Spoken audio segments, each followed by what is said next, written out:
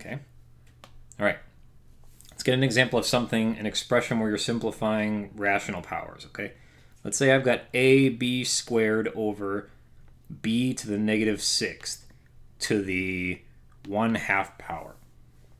Okay. What I like to do when I'm simplifying these is get rid of the parentheses first. Okay. I've got a 1/2 out here that I need to get rid of before I can get rid of those parentheses. When I raise something to the 1/2 power and it's a fraction, I've got something that says, hey, distribute the powers in to the top and bottom. Okay, so the top is ab squared. I'm going to raise that to the 1/2. The bottom is b to the negative sixth, and I'm raising that to the 1/2 also. But hey, look at that. I got rid of the big parentheses. Now I have to worry about the top and bottom separately. The top part. If I'm taking a product and raising it to a power, I take that power and distribute it into both parts. I've got a to the 1/2, b to the first now, because 2 times 1/2 is 1. The bottom part is b. Negative 6 times 1/2 is going to be negative 6 over 2, which is the same thing as negative 3. Okay.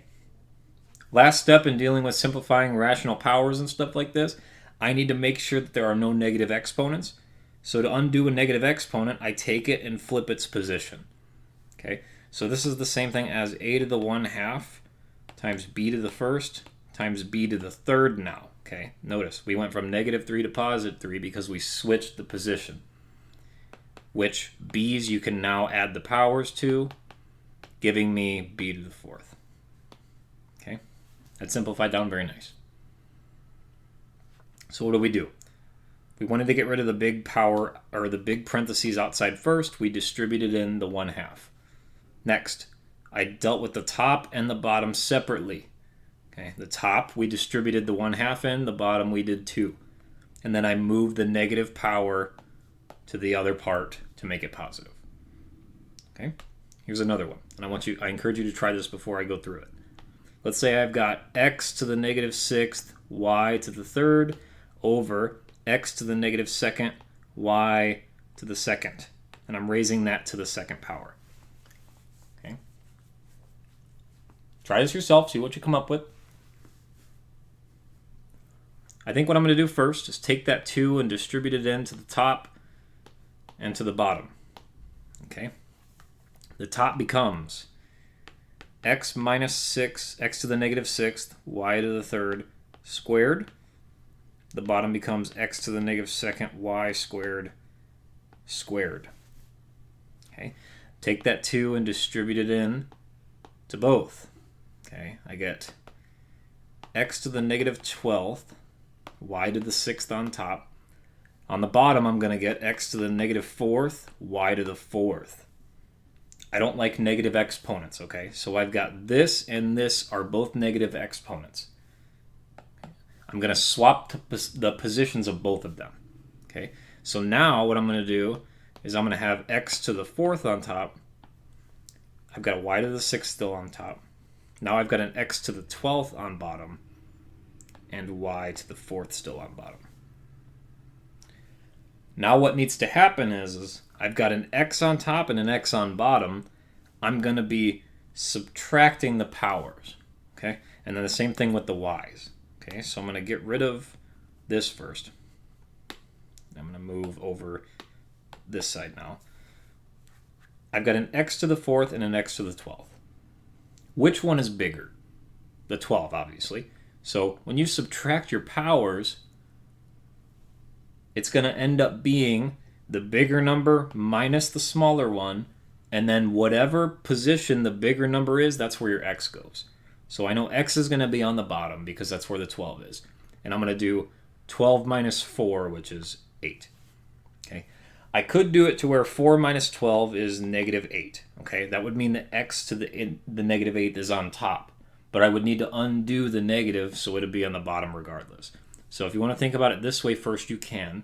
Otherwise, you can do it to the negative 8th and then move it later if you want. But basically, where is the bigger one? It's on the bottom, so your answer is going to be on the bottom, and you could just make it positive already. Okay? y to the 6th, y to the 4th. I'm going to subtract those powers. The y to the 6th is bigger on top, so my y is going to be on top. 6 minus 4 gives me 2.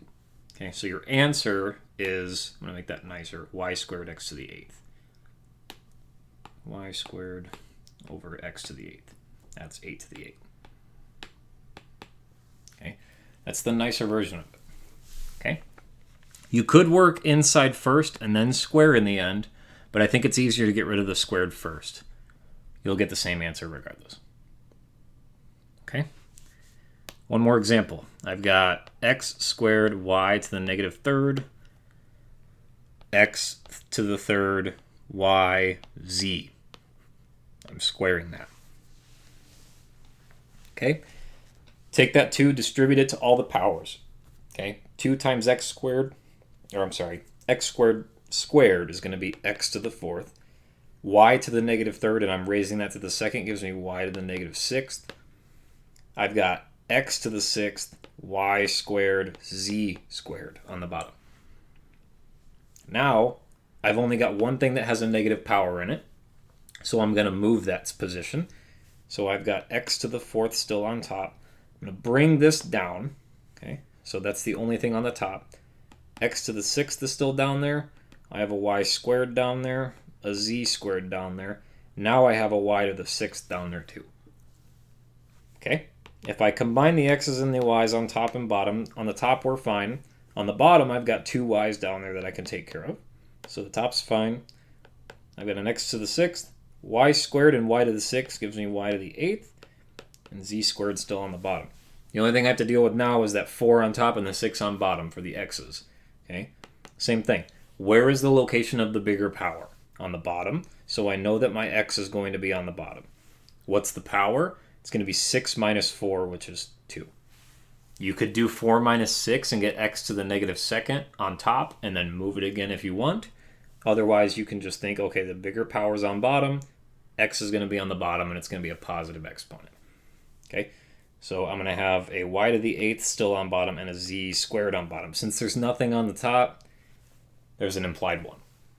So that would be my simplified result.